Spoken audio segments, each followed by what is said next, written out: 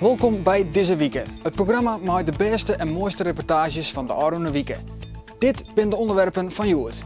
Meesken verstonden bij varongeluk PM-kanaal bij Grauw. Mollema en Westra kleer voor de Tour de France. Bijzonder optreden van Iris Kroes in het Noordpoolorkest. En aparte vleertuigjes bij Hieslen. Dit en meer in deze aflevering van Deze Wieke. Op het Prinses Margrietkanaal bij recreatiepark Innerleiten bij Grauw is vanmiddag een binnenveertskip oer een plezierjacht heen en veen. 2 mensen zijn door de helpdiensten reanimeerd en zijn naar het ziekenhuis gebracht. Doekers hebben in de boot die zonken wie zocht naar meer slachtoffers, maar er zitten net meer mensen in de boot. Het vaarwetter in de richting van de Pikmar is afsletten. In Grauw is verslagjouwer Auke Zeldenrust. Auke, wat gebeurt er op dit moment? Op dit moment is er een kraanschip dwaalde om dat schip te bergen. Het is een Lietse cruiseke met een kajuutje erop.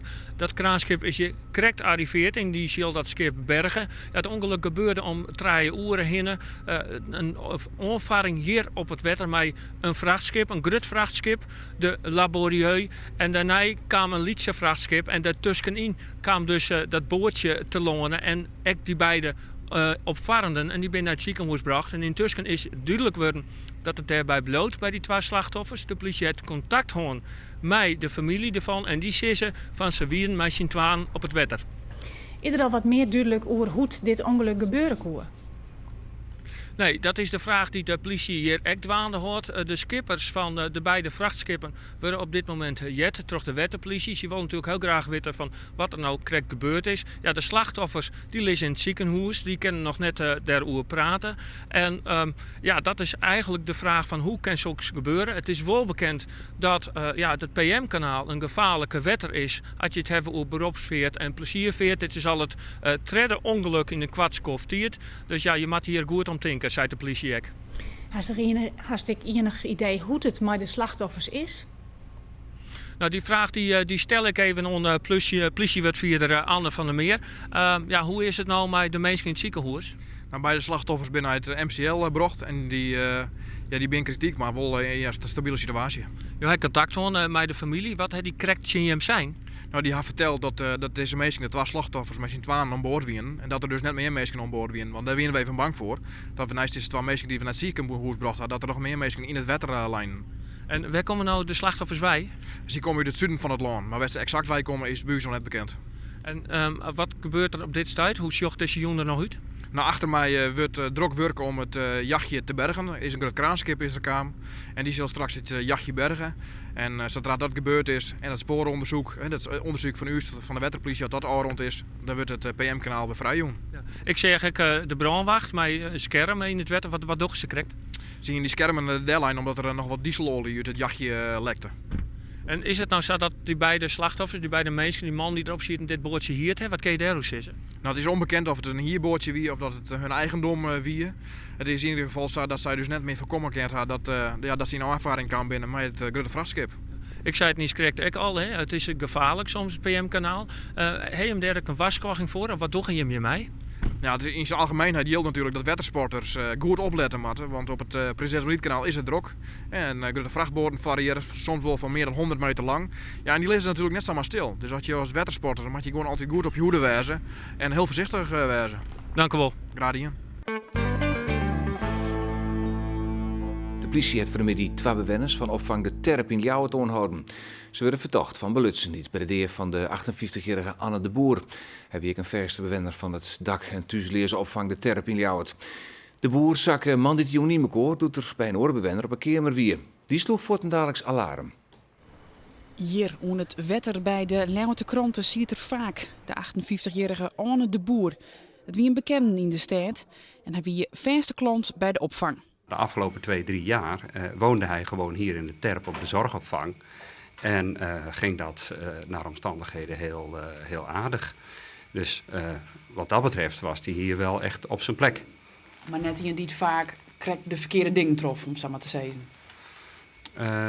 Dat is lastig om daar iets over te zeggen. Kijk, mensen zitten hier vanwege het feit dat ze allerlei problemen hebben. En dat maakt dat het niet een gemiddelde situatie is. Het is altijd anders, het is altijd bijzonder en er is geregeld altijd wel iets aan de hand.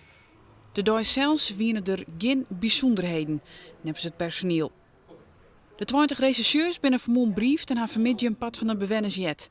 Just de jong binnen die in een bijeenkomst maar de directeur en de weekagent bijpraat hoe de deer en het politieonderzoek. Daar is heel rustig op gereageerd. En er waren wel wat vragen, maar tegelijkertijd was er ook toch een zekere berusting van... het belangrijkste is dat de boer hier weer terugkomt. Hij is inmiddels terug, er kan afscheid genomen worden. En iedereen kan in ieder geval in dat proces gewoon de normale dingen doen die horen bij het overlijden van iemand. Bij de opvang hadden ze soks nog neer jeder mooi maken. We staan allemaal wat ontdaan aan de kant. Van wat speelt hier nu? Wat is er nou gebeurd? Hoe kan het dat we dit nu moeten meemaken? Het is al de 5e Gruttezaak in Friesland, waarbij het een TGO inzetten wordt, een team Grutskale onderzoek. Voor het eerste jaar van 2013 is er sprake van een recordtal moordzaken. 10 in Noord-Nederland. De politie kan de bezetting nog maar krek rondkrijgen. Jesterwaarde, Snits, Haas, Kwadlien, Omar Koeric in Sint-Niek en nou de zaak Arne de Boer in Leeuwarden. De politie had het er smoordruk mee. Natuurlijk ook heel ongunstig, omdat we ook met de TT zitten, wat ook heel veel menskracht vraagt van ons. Dus het moment is niet zo gunstig, maar er moet niet al te veel meer gebeuren. Maar goed, dan hebben we gelukkig in het kader van een landelijke politie kunnen we een beroep doen op andere regio's. De reorganisatie bij de Leeuwarden Kranten en het Dagblad van het Noorden gaat net nevens de regels. Dat zeggen de vakbonden. Gisteren hebben goed 200 medewerkers ontslagen ons zijn kregen. De meesten daarvan moeten nou weer op haar eigen baan solliciteren. Ter vernuivering van de vakbonden en het personeel. De volslagen verkeerbehouding van de NDC, de uitjouwer van de Leeuwarden Kranten en het Dagblad van het Noorden, het gisteren ontslag kregen. Een groot pad van de medewerkers kan ik weer waarom komen, maar moet dus op een nij solliciteren. Hetzelfde geldt voor een 40-tal journalisten van de Leeuwarden Kranten. En dat is een orenprocedure als het vakbonden en het personeel verwachten hier. Ik weet dat er heel veel emotie is bij mensen, heel veel ongerustheid is bij mensen. En dat mensen verrast zijn door het aantal mensen dat boventallig is verklaard. En dan het gevoel hebben, ja, maar klopt dit nou wel? Nou, dan moet je zo snel mogelijk met antwoorden komen. En die antwoorden heeft in ieder geval het bedrijf op dit moment nog niet gegeven aan de werknemers. En dan blijft die onrust dus. Het vakbond gaat begin week om tafel met juristen om te zien dat de constructie die het kiezen is eens wel ken. Tizi zullen ze beneden bij de directie om tafel. De ontslagen met de Leeuwarden Kranten zijn net alleen nog mineis voor de meest niet haar baan verliezen, maar eens is het mineis voor heel Friesland. De kwaliteit van de regiojournalistiek komt er maar nog meer onder druk te staan. En dat zei de oud-hoofdredacteur van de Leeuwarden Kranten, Rimme Mulder. Net alleen nog de Leeuwarden Kranten had grote problemen. Ook bij het Fries Dagblad en Omroep Friesland gaat het de laatste jaren financieel min. En dat had zo zijn gevolgen. Zo zitten er bij de meeste rietskeerkomsten geen journalisten meer. Voor de traditionele rol van waakhoen van de democratie is geen ruimte meer. Ik zie dat met grote zwaar. Ik denk dat het altijd voor de goede democratie een professionele, onafhankelijke journalistiek nodig is. En die staat zwier onder druk. Mijn binder de aanronde jaren 10-tal journalisten voortbezuinigen bij de verskate Friese mediabedrijven. En dat kan nevens Mulder net zonder gevolgen blijven. Ik denk dat het ophouden is om te zeggen dat de kwaliteit lieke goed blijft. Als het alleen maar volle minder mee dwam is. Ik nog meer werk, want er is van alles bijkomen. Internet, sites, nieuwsbrieven en zo. Dan maar eerlijk wezen dat bepaalde dingen net meer goed dwang kent. Maar waarom rinnende advertentieinkomsten en een oerhiet die het bezuinigt op de omroepen, liek het er echt nog geen verbetering te komen. En dus moet de passen in Friesland de lapen geer smieten. Ik denk dat heel snel Thomas naar totale geerwerking tussen de regionale omroep en de Dagblad-redacties. En dat is dan een grote goede nijsorganisatie opzetten, maar die misschien wat behinder is dan wat we wend binnen, maar die toch goede geerwerking en professionaliteit toch de echte functie voor de journalistiek goed uitvieren kan.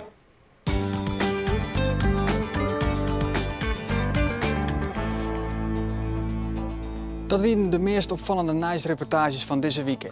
Ze staan ook bij u op de website, gaan daarvoor naar uitsturing mist. En nou verder maar de sport. Een van de grote favorieten op voorhand voor de Nederlandse titel hutfietsen is Pieter Wening. Maar de rakiet is herstellende van een hoornblessure en zal pas 1 juli weer in een koers rijden. Wening liet het NK dus aan hem voorbij gaan. Maar gelukkig hebben we nog 2 Frieske troeven achter de hoorn op dit NK in Kerkrade. 2 Frieske hutfietsers doggen mooi om dit Nederlands kampioenschap. En deze 2 reizen je ook naar Frankrijk voor de Tour de France. Het binnen Bauke Mollema en Liewe Westra. Mollema eindigde in de ronde van Zwitserland wat zien wordt als de laatste echte test van de Tour als tweede. En is in een bloedvorm. Ja, dat was heel goed natuurlijk. Daar was ik heel blij mee. En ik denk de vorm is goed. Zeker voor de Tour. En dit is natuurlijk toch anders, een klassieker, 1 dag en veel explosiever. Maar ik heb er wel vertrouwen in. Gio Lippens is verslagjouwer van NOS Langs de Lijn en docht al jarenlang verslag van de Tour. Hij verwacht het een soort van Mollema. Als je kijkt naar die ronde van Zwitserland, de afgelopen ronde van Zwitserland, daar reed hij geweldig. En met name het karakter van hem. Ik denk dat hij dit jaar voor het eerst echt een hele goede Tour gaat rijden. Dus je hebt straks in de Tour, je hebt Contador, je hebt Froome en je hebt Bauke Mollema. Zet Mollema daar nog maar een beetje achter. Rodriguez moet je trouwens ook nog meetellen. Nou, daar komen er nog heel wat hoor. Maar ik denk dat Mollema wel in ieder geval een top 10 plek kan gaan rijden. En dat vind ik al heel wat. En dan Liewe Westra, het best van de 10 waar het oude Nevage nog Nederlands kampioen tijdrijden. Maar hij had nog wel wat last van zijn ribben van een valpartij in het criterium van de Dauphiné van 2 weken lang. Ja, ik was nog kampioen, dus dat is een goed teken. Dus de voeten zijn goed, alleen nog nou is het afwacht hoe het hier in de koers gaat. Ik hoop wat ik waanzin hier en dat ga ik veel dek. Ja, want dan is zelfs Nederlands kampioen worden, waanzin. De weekend keer wat dat onbelangrijk, dat zelfs net mistikken. Nou zeker, dat zei ik dat ik. Weekend kan net mistikken, maar het is toch mooi om een keer kampioen hier te worden. Dus ja, ik heb mijn best voor doen. Mollema komt uit voor de Blanco ploeg, voor Hinne de Rabobank en Westra voor Vacances Soleil. En dat binnen ook de sterkste ploegen op dit NK, waarbij Blanco de absolute favoriet is. Gelijk na de start kiest Liewe Westra op dit Nederlands kampioenschap voor de onvol. Al in de eerste ronde demareert hij en hij riet vervolgens rondenlang op kop. Liewe Westra pakt een maximale vastsprong van zijn 4 minuten op het peloton. En dat jouwt u dan weer de gelegenheid om even waarom te gaan naar verslagjouwer Gio Lippens. Want kan Liewe Westra ook in de Tour voor een verrassingswarretje. Het is wel gek eigenlijk, als de druk er niet op staat, als niemand iets van hem verwacht, dan presteert hij vaak. En wat dat betreft heeft iedereen nu zoiets van, we zien wel waar hij finisht. En dat zou misschien wel heel goed kunnen zijn voor hem. Dagzegen, dat zou het mooiste zijn. Maar nog 55 kilometer te gaan bepaalt Blanco het tempo in het peloton. En dat leidt heeg. Bauke Mollema is dan al afgestapt. Toch nog net heel dol hersteld van de ronde van Zwitserland. En ook Westra redt het net op. Want na 174 kilometer wordt Liewe Westra bedankt voor zijn inzet.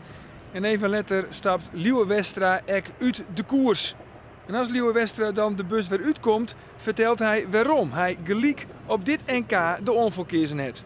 Ik ben gewoon nog wel wat onzeker hoe het zit met mijn ribben natuurlijk in de koers. Dit is mijn eerste koers naar de Dauphiné weer. En ja, ik denk dat ik dan beter maar voorop zitten. Maar ja, ik kan natuurlijk hopen dat er gewoon een van Rabo en een van Argos maar wie. Maar ja, dat weer net zo. Dus ja, dan ga ik er maar een goede training van maken. Ploegleider van Vacances Soleil is Jean-Paul van Poppel. En hij had voor Liewe Westra een vrije rol verregen in de Tour de France. Jongens kunnen altijd, zoals je vandaag ziet, als het heel lastig is, vooruit te rijden en proberen een rit mee te pakken. En als dat lukt, dan is de Tour geslaagd? Als wij een rit winnen, is de Tour geslaagd. Jean-Paul van Poppel had zelf maar liefst nog een Tour-etappes op zijn namen stingen. Liewe Westra hoopt het in deze Tour ook op een dooi succes. Ja, die van 20e, 30e plak, dat zit net echt op. En helemaal natuurlijk nog maar de blessure wat ik gewoon had. En de valpartij ben gewoon, denk ik, en maar gewoon heel realistisch dat ik gewoon nog net super ben. En ja, dan kun je beter even die rit eruit pakken en misschien een weekje warm draaien. En dan in het 12e week wat uitziekje. Als Westra de bus weer opziekert, rieden er 2 man op kop. Langeveld en de ploeggenoot van Westra, Johnny Hogeland. En dit is de beslissende demarrage. In het Duivelse Bos riet Hogeland bij Langeveld vort. En bij de eigen bus razen zien ploeggenoten Johnny Hogeland naar de streek. De Zeeuwse Leeuw finisht als eerste. En na de nationale kampioen tijdrijden had voor Kanselij nou ook de nationaal kampioen op het dik in de hoes. Want Johnny Hogeland wordt Nederlands kampioen. En Wielst Hogeland huldige wordt de fiets van Liewe Westra kleermakken voor de start van de Tour.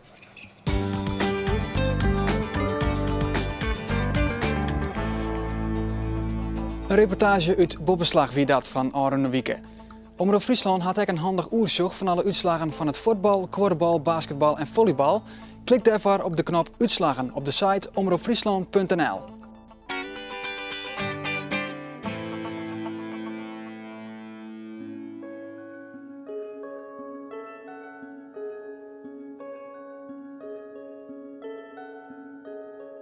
Iemand moet begrijpen, niemand wacht het ontein. En liek als een legende, dus als naar mij wende de wier, iets wraakselt weer. Leefde nog het stiepe, bij je noorden nooit verslaan, je en het vier.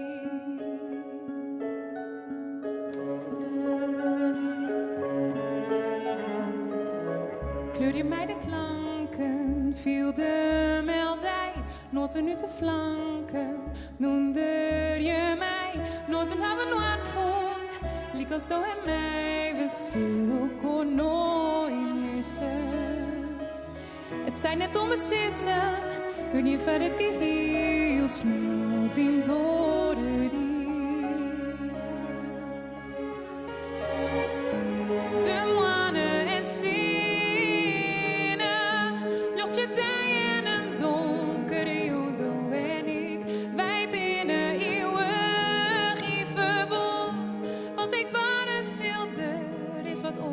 op til.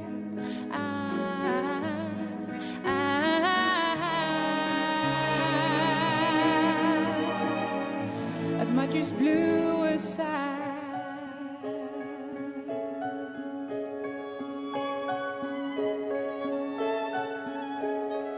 Iemand moet begrijpen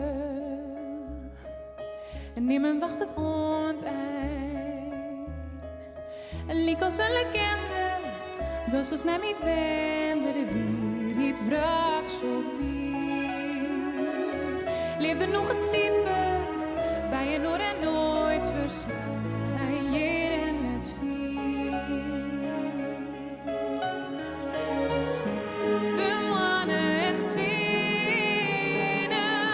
nog je tijd in een donkere jondo en ik, wij binnen eeuwig in verbond. Want ik ben een stilte, is wat oors op til.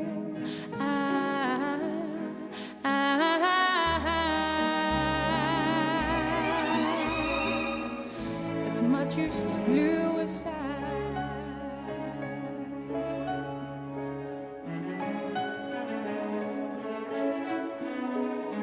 Kleur je mij de klanken, viel de meldij, noten nu te flanken, noemde je mij, noten hebben we aanvoel, liek als door mij, we zullen nooit missen. Het zijn net om het sissen, we geven het geheel, smelt in door de dier. De mannen en zinnen, lucht je tijd in een donkere jodo en ik, wij binnen eeuwig in verbond. Want ik ben een stilte, is wat oors op til.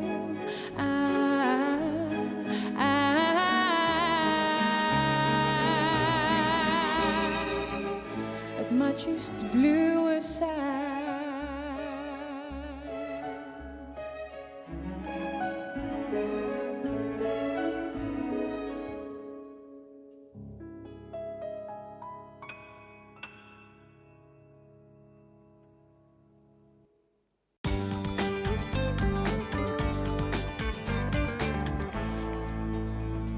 Je sjoggen naar deze week maar de meest opvallende reportages van de aankomende dagen. Onder andere over cultuur dus. Maar stem ik zo op Bureau de Vries, s'nachts van 11 tot 1 op radio van meer cultuur.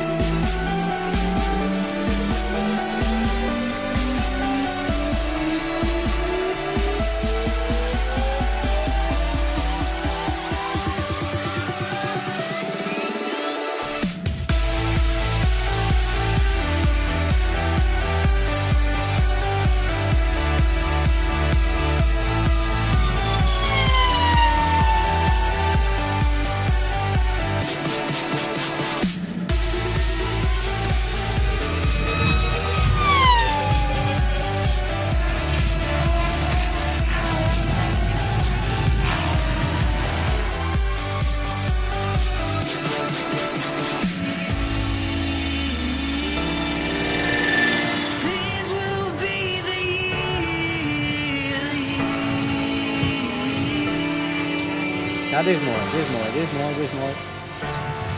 Nou, maar rond. The sun hits like a bullet of fate, and then suddenly I'm wide awake. Mooi of vleien, dat is eigenlijk de spanning. Iets bouwen, iets in elkaar zetten, iets maaien. En dan op dat moment dat er een lucht in gaat, dat is uur u. En dat is, ze hebben nog vlinders in de buik, daar ben ik een beetje te hard voor. Maar dat is eigenlijk wel het geval.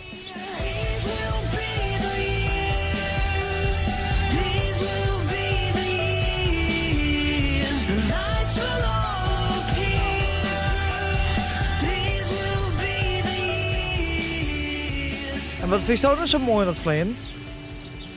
De concentratie die je nodig hebt, dat vind ik wel, nou ja, dat houdt me wel een leuk gevoel. Dat is wel een heel volwassen antwoord. Nou ja, dat... Als je vleenen ben je wel een beetje volwassen. Tenminste, Nou, zo viel ik niet. En ja, helemaal dat is prima. En dit toesteltje werd het nou maar vlucht. Dat hebben we dus als bouwdoos gekocht. En om dat wat te leren, hebben we die te geren in elkaar zetten. En zo moet je eigenlijk langzaam mee qua bouwen in een hobby groeien.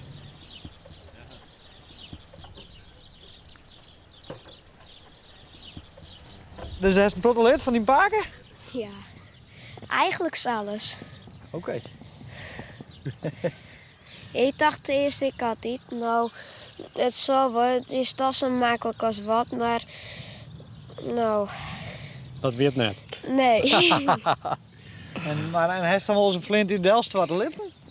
Ja. Meen. Ja, dat klopt. Toen voelde de motor uit en nou ja, ik weer te 4 voet. Nou ja, toen jij ik de motor al net. Ik hou hem precies zo als had ik hem eerst hier. En toen had hij geen gang meer en toen draaide hij een spin. Nou, dat weer gebeurd. Ja. Nou, dan moet je wel een maatje. Nou ja, daar stiet hij in. Ja, nou. Maar daar ging ik dan voorlopig nog net mooi van. Ja, dat hoor een keer wel. Valt wel maar. Komt helemaal goed.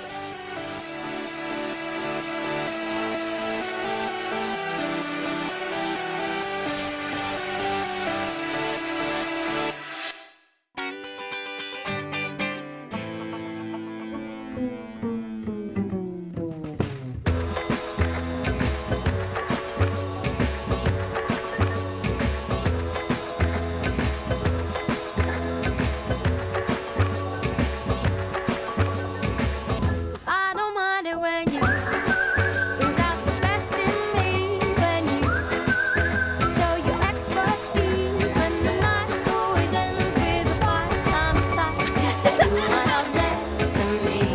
I like it when you can I have something so that satisfy my needs.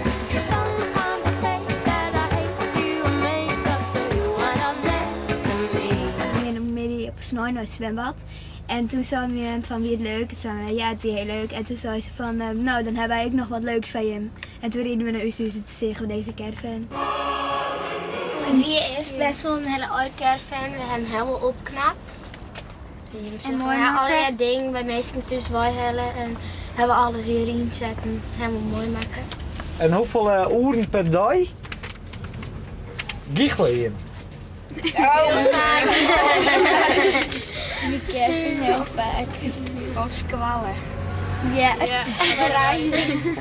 de terugmaat we heel vaak nooit blowen. Ja, echt? Ja, Wie vind je maar dat het vaak snel blowen? wij. Wij hebben altijd Maar dat is dan net leuk, dat is toch eigenlijk heel... Ja, maar Ja. wij kunnen het stoppen. Dat is moeilijk. Wij hebben met slap lachen in de pas. Ja, en als je de slappe lachen, dan kun je net meer stappen. Dat is toch